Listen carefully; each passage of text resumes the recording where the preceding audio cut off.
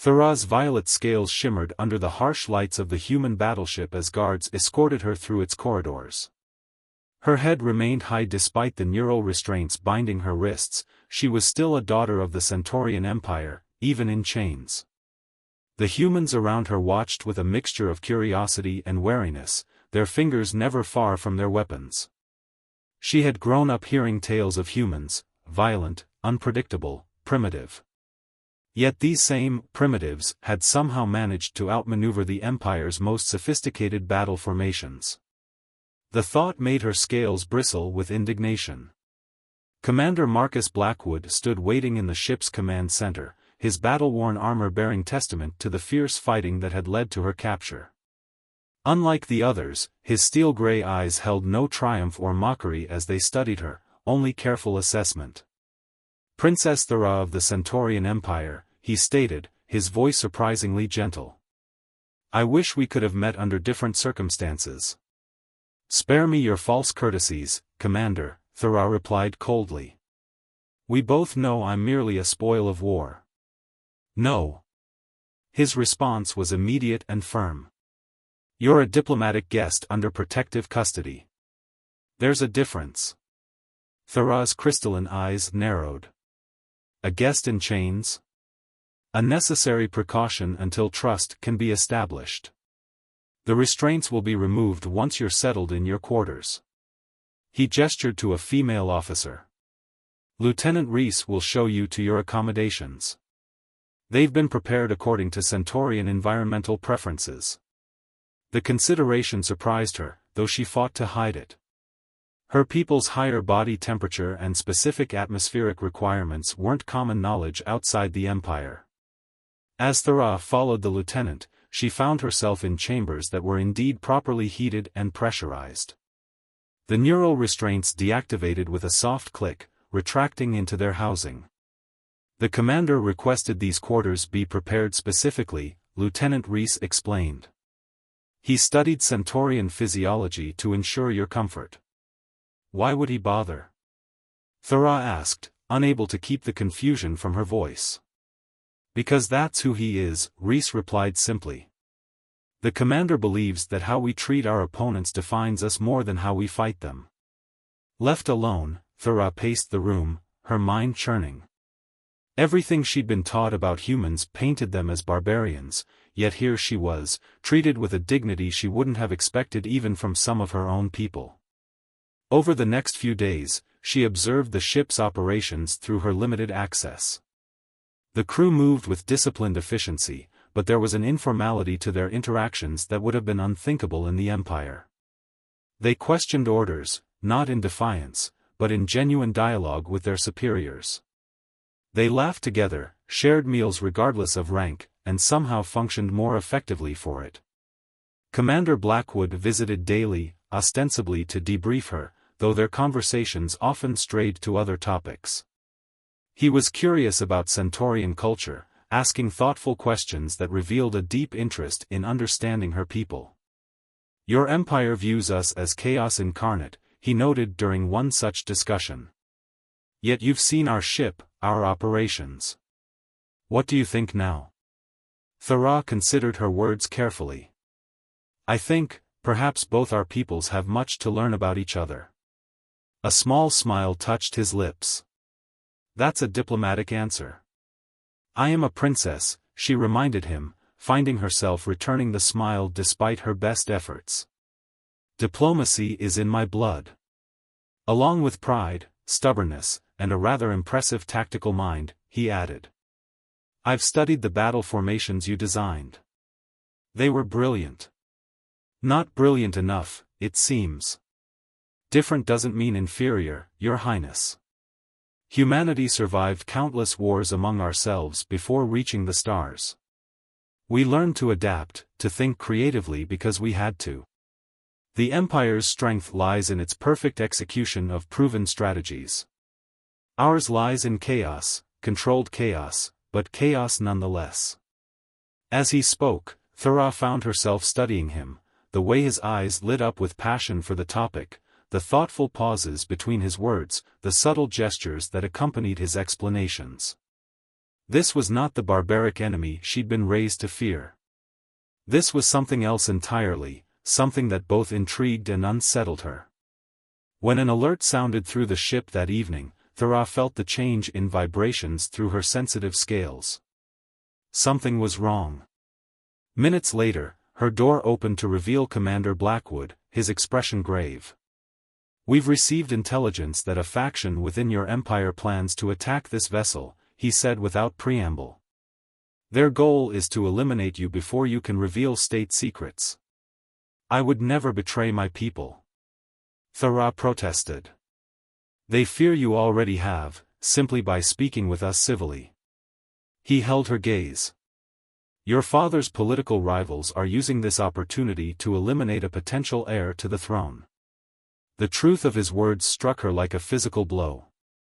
She knew exactly which faction he meant, the same ones who had opposed her father's cautious approach to human expansion. "Why are you telling me this?" she asked softly. "Because I believe trust must be met with trust. And because I need your help to prevent more bloodshed on both sides." As Thera looked into his eyes, she realized she faced a choice that would reshape not only her future but possibly the future of both their species. The question was, would she have the courage to make it?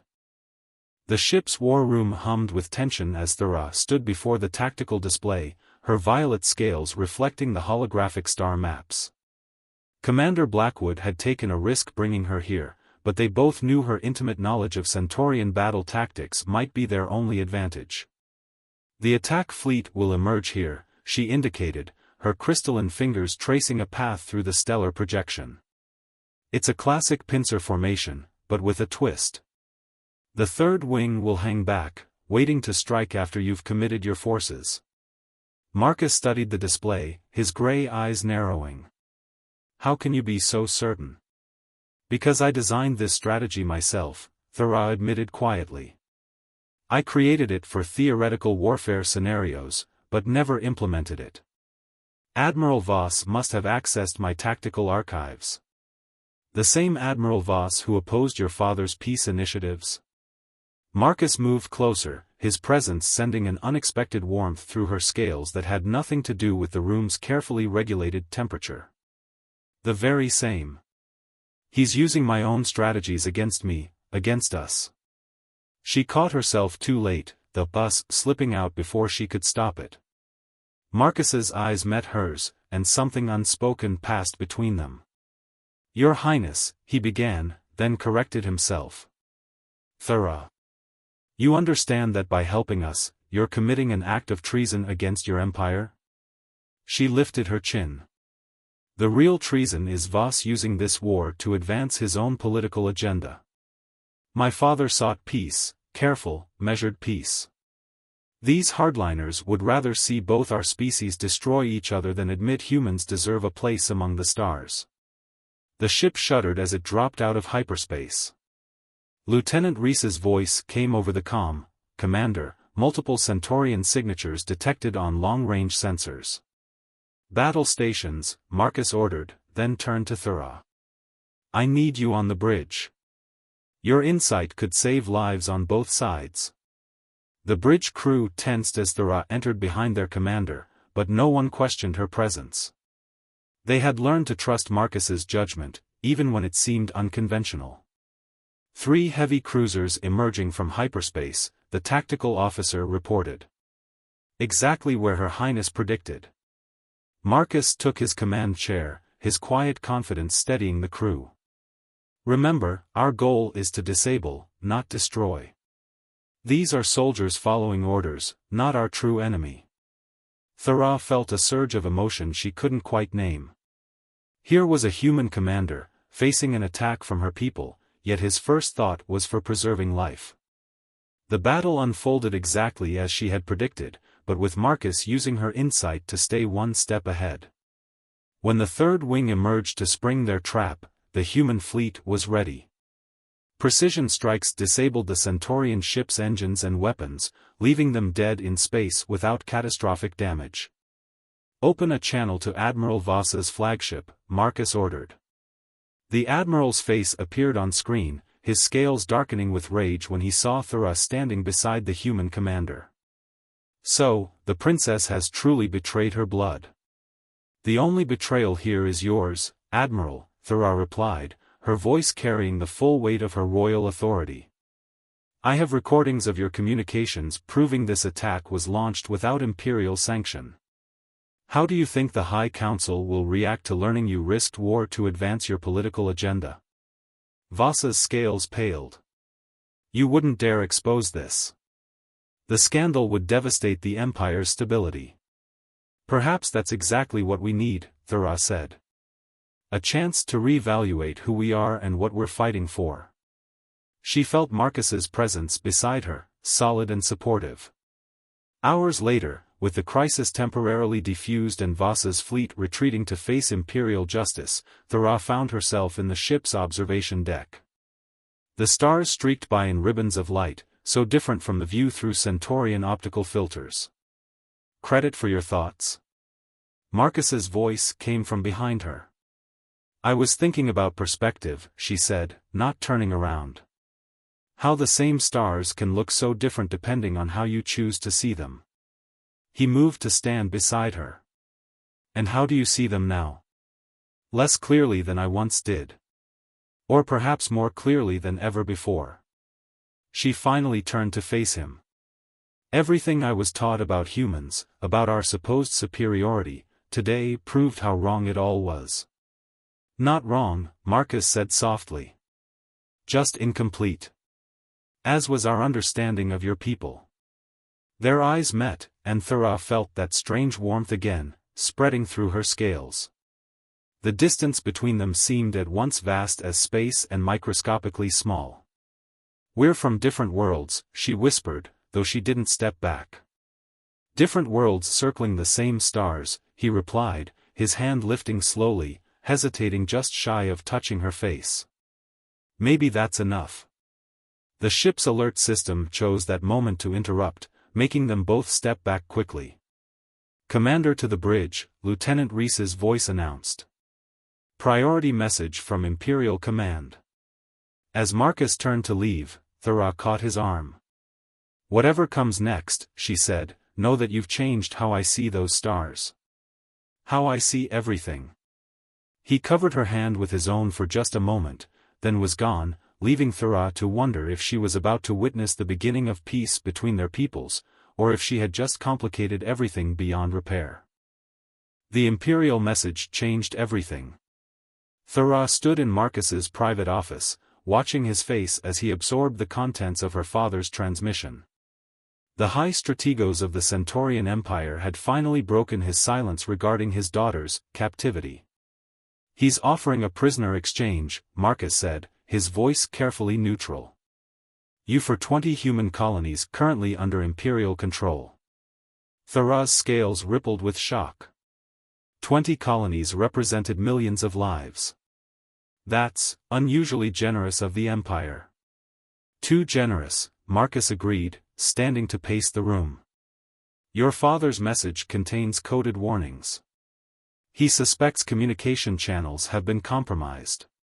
The hardliners must have more support than we realized. Thera moved to the window, watching the stars streak by. They're using this exchange as a trap.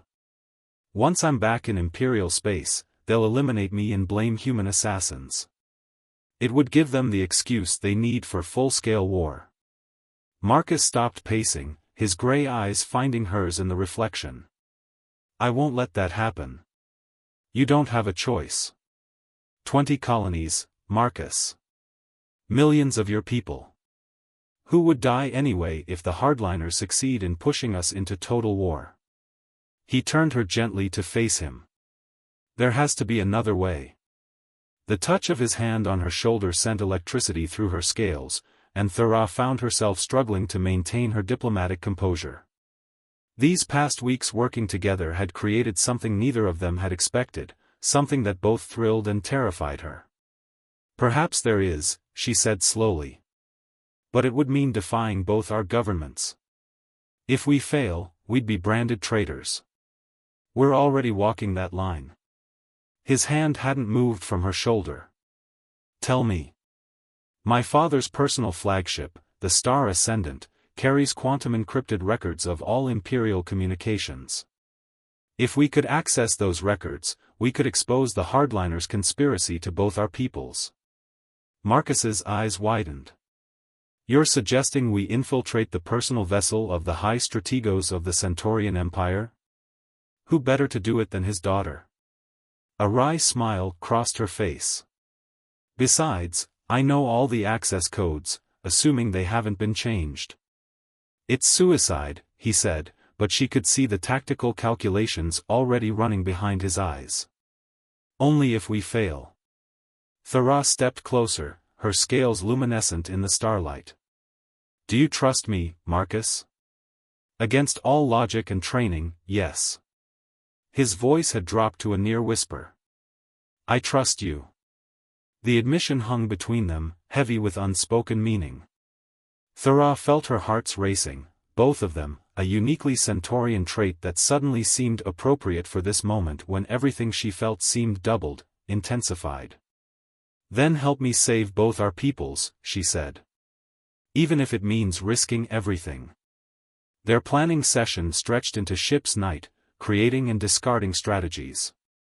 They would need a small team, trusted officers who would follow Marcus into this insanity. The Star Ascendant's security systems were formidable, but with Thera's knowledge and human ingenuity, they might have a chance.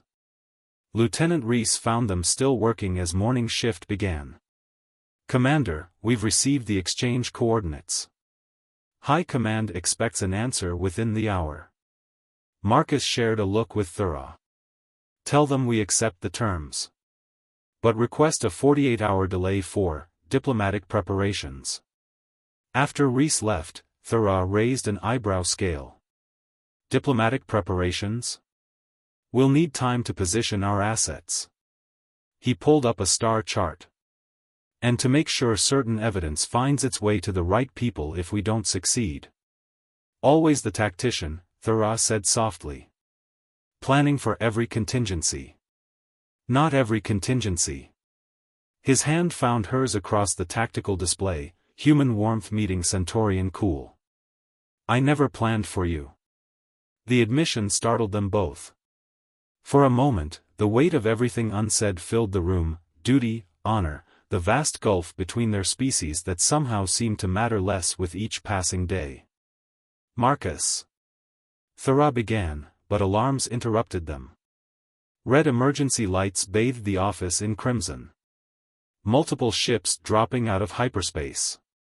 Reese's voice came through the comm, Imperial signatures, but they're not from the official exchange fleet. Marcus was already moving.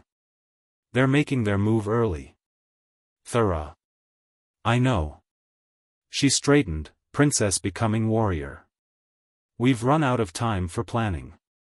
We do this now, or we don't do it at all. As they raced for the bridge, Thera felt the future balancing on a knife's edge. Everything, peace between their peoples, their lives, this undefined thing growing between them, would be decided in the next few hours. And for the first time in her life, the daughter of the Centaurian Empire prayed to her ancestors for a very unimperial outcome. She prayed for chaos, for the wild human unpredictability that had brought her to this moment. She prayed for a future her younger self would never have imagined wanting, one where the stars looked different, but shone all the brighter for it. The Star Ascendant loomed before them, a masterpiece of Centaurian engineering. Its crystalline hull reflected starlight in patterns that would hypnotize the unprepared. Marcus's small stealth shuttle approached from the vessel's blind spot, running dark with minimal systems. The maintenance access port is ahead, Thera whispered, though there was no need for silence in space. Her scales had darkened to match the shuttle's stealth coating, a natural Centaurian response to stress. If they haven't changed the codes. She input the sequence with trembling fingers. For a moment, nothing happened. Then the port iris opened silently. I'm detecting no alerts, Lieutenant Reese reported from her station. They don't know we're here. Marcus touched Thera's shoulder gently. Last chance to back out. She covered his hand with hers. We're far past that point, Commander. Their small team, Marcus, Thera, Reese, and 2 trusted security officers, moved through the maintenance tunnels with practiced precision. They had memorized the ship's layout from Thera's detailed knowledge, but plans rarely survived first contact with reality. "Security patrol ahead," one of the officers whispered, checking his scanner. 3 guards. "Wait," Thera said, studying the patrol pattern. "Something's wrong. That's a double rotation. They've increased security." Marcus's expression darkened. "They were expecting us." "Not us specifically," Thera corrected. "But they knew someone might try to access the records. The conspiracy goes deeper than we thought." They waited in tense silence as the patrol passed. Thera felt Marcus's presence beside her, solid and reassuring despite the danger. When had she started drawing strength from him? When had his humanity become a comfort rather than a concern? The next section of tunnel opened into a junction, and Thera froze. "These markings, they've remodeled this sector. The old plans won't work." "Then we adapt," Marcus said simply, and she marveled again at the human capacity for flexibility. A Centaurian commander would have aborted the mission at this deviation. "What do you recommend?" Before she could answer, alarms blared through the ship. But not for them, these were battle stations alarms. Multiple human vessels detected. The announcement echoed through the corridors. "All hands to combat positions." Marcus's communicator vibrated. He checked it and swore softly. "High Command launched an early rescue mission. They think I've been compromised." "They're not entirely wrong," Thera said with a grim smile. "But this could work to our advantage. The bridge crew will be focused on the battle." They moved faster now, necessity overriding caution. The ship shuddered as weapons fire impacted its shields. Through service corridors and emergency passages they crept, until finally reaching the secured data center. "The quantum core is through there," Thera indicated a heavily armored door. "But something's wrong. The security protocols have been completely altered." Marcus studied the door. "Can you hack it?" "Not quickly enough." She pressed her hand against the cold metal. "But there's another way. Emergency override protocols can only be activated by Imperial blood." Understanding dawned in Marcus's eyes. "The DNA sensors." Thera nodded. "They'll detect my presence the moment I try. We'll have perhaps 2 minutes before security responds. Then we make those 2 minutes count." He turned to his team. "Defensive positions. Buy us as much time as you can." As the others moved to secure the corridor, Marcus caught Thera's arm. "If this works, if we expose the conspiracy, everything changes," she finished. "For both our peoples." Their eyes met, and suddenly the space between them seemed to crackle with unspoken words. Thera moved first, pressing her cool lips to his in a desperate kiss. For one eternal moment, the war, the conspiracy, the fate of 2 civilizations, all of it faded away. Then reality reasserted itself as another explosion rocked the ship. They broke apart, both slightly dazed. "For luck," Thera said, her scales flushing with color. "A human tradition, I believe." Marcus smiled, touching her cheek gently. "We make our own luck." Thera turned to the security panel and pressed her palm against it. Immediately, alarms blared. The door began to cycle open. "Company coming." Reese called from her position. "Multiple hostiles." "Get what we need," Marcus ordered, drawing his weapon. "We'll hold them off." Thera rushed into the quantum core chamber as weapons fire erupted in the corridor behind her. Her fingers flew over the controls, accessing files, downloading evidence. Each second felt like an eternity. Through the chaos of battle, she heard Marcus coordinating the defense, his voice steady despite the desperate situation. Human and Centaurian weapons created a deadly light show in the confined space.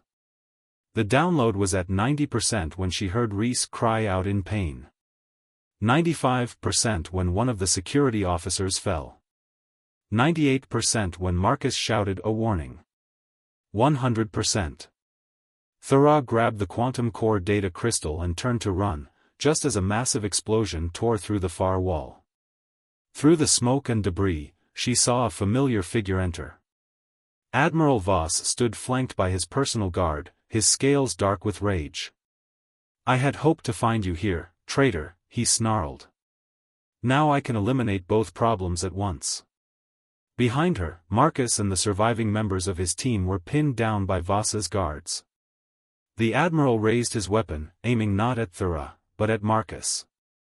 Time seemed to slow as Thera realized she had only seconds to make a choice that would change everything, if they survived to see the consequences. Time crystallized into a single moment as Thera saw Voss's finger tighten on the trigger.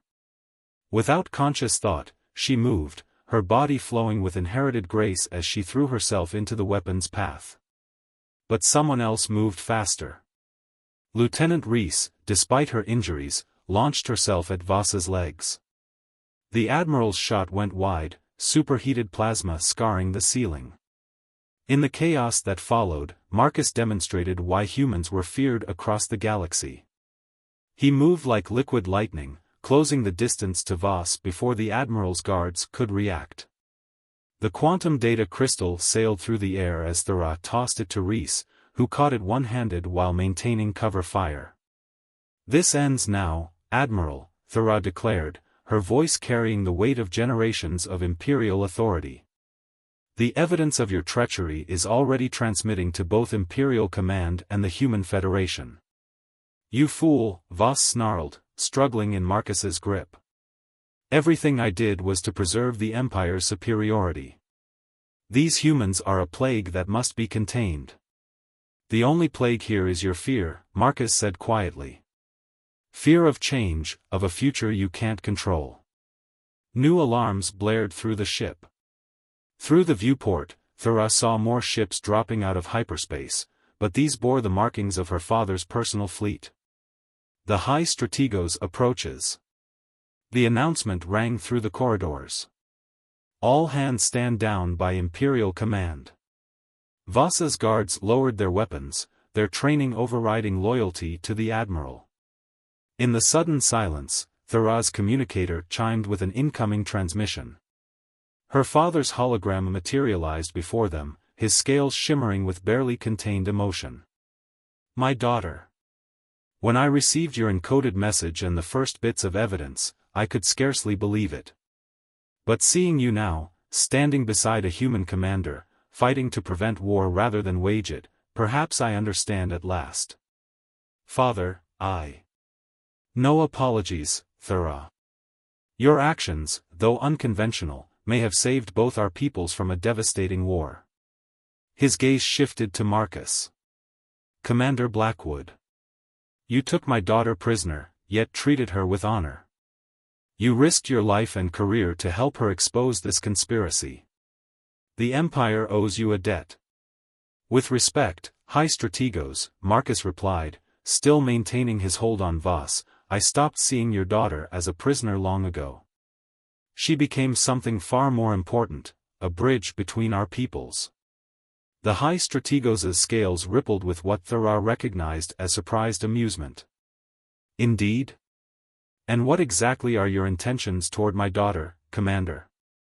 Thera felt her scales flush with color as Marcus met her father's gaze steadily. "My intentions, sir, are to help build the future she envisions, one where our peoples work together instead of against each other. As for personal matters..." He glanced at Thera, his eyes softening, "Those I would discuss with her first, if she's willing."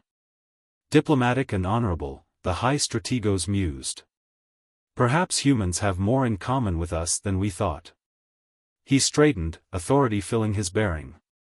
"Admiral Voss, you are hereby stripped of rank and charged with treason against the Empire. Commander Blackwood, I formally request you maintain custody of the prisoner until Imperial forces can secure the vessel. Of course, sir. Marcus's grip on Voss never wavered. And Thera. Her father's expression gentled. We have much to discuss about the future. Both the Empire's, and yours. Hours later, with Voss in custody and both fleets standing down, Thera found Marcus in the observation lounge of his ship. He stood watching the stars, his battle armor finally discarded for his regular uniform. The joint delegation is preparing to board, she said, moving to stand beside him. They're calling it the first true diplomatic summit between our peoples. And you'll be leading the Imperial delegation, he noted with pride in his voice. While you represent the Federation. She turned to face him. It won't be easy. Generations of prejudice and mistrust don't disappear overnight. Nothing worth doing is ever easy. He reached for her hand, his warm fingers intertwining with her cooler ones. But I can't think of anyone better to help bridge that gap. We'll face opposition, she warned. On both sides. A human and a Centaurian. Making the impossible possible? His smile held all the confidence she'd come to associate with humans. That's what we do best. Thera felt her heart's beat in synchronized rhythm as she stepped closer. My father asked about your intentions. I noticed. His free hand traced the luminescent patterns along her cheek. What would you like them to be? In answer, she kissed him, pouring everything she couldn't say into the gesture. When they finally parted, the stars seemed to shine brighter through the viewport. The Empire's heir and a human commander, she mused. They'll say it's impossible. Impossible? Marcus laughed softly. After everything we've done? I'd say impossible is just the beginning.